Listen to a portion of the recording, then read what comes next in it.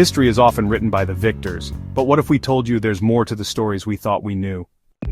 Today, we uncover the forgotten history of the Battle of Mactan, not just from the Spanish Chronicles, but from the perspective of our ancestors. And we'll dive into lost pre-colonial traditions that shaped the true identity of the Filipino people before foreign conquest. Join us as we explore these untold stories and bring to light the rich cultural heritage that has been overshadowed for so long.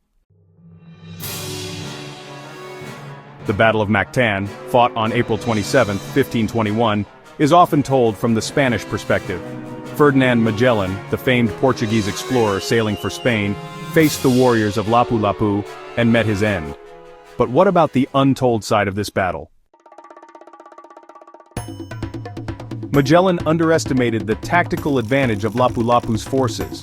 Unlike the Spanish, the natives knew the terrain. They used the coral reefs and shallow waters to trap Magellan's men, making their heavy armor useless. Filipino warriors were not unorganized tribesmen as colonial records claim. They were skilled fighters with weapons designed for agility.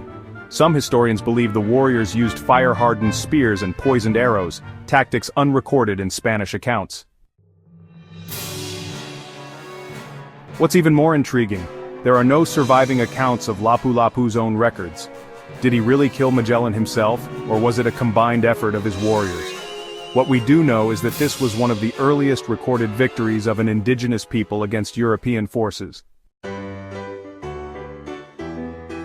Yet despite this great victory, why was Lapu-Lapu never given the same recognition in our history books as other national heroes?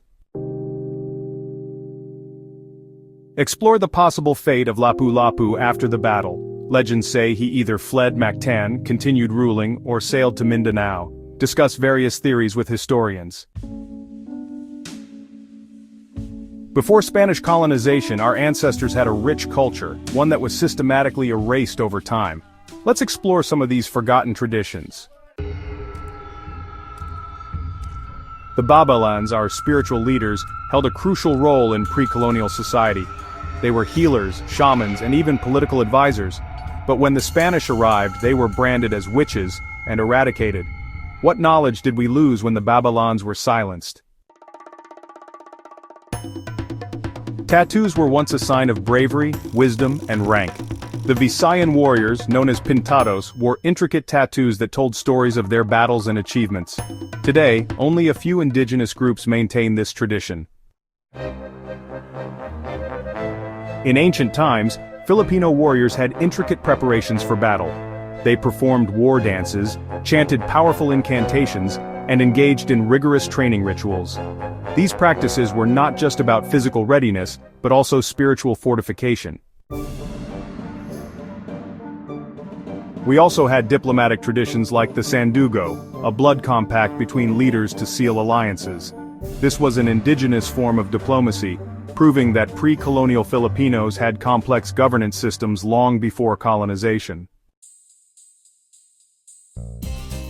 Let's explore other forgotten traditions. The art of baybayin writing, which was suppressed by Spanish authorities. Ancient healing practices using herbal medicine, often dismissed as witchcraft. And the role of women in pre-colonial society, where they held powerful positions as traders, warriors, and leaders. Today, there are modern efforts to revive these traditions. Cultural festivals and educational programs aim to keep our heritage alive. Local historians and artists are dedicated to preserving these practices for future generations. These forgotten pieces of history remind us of who we were before colonization reshaped our identity. We were warriors, scholars, and artists, far from the backward image painted by early colonizers.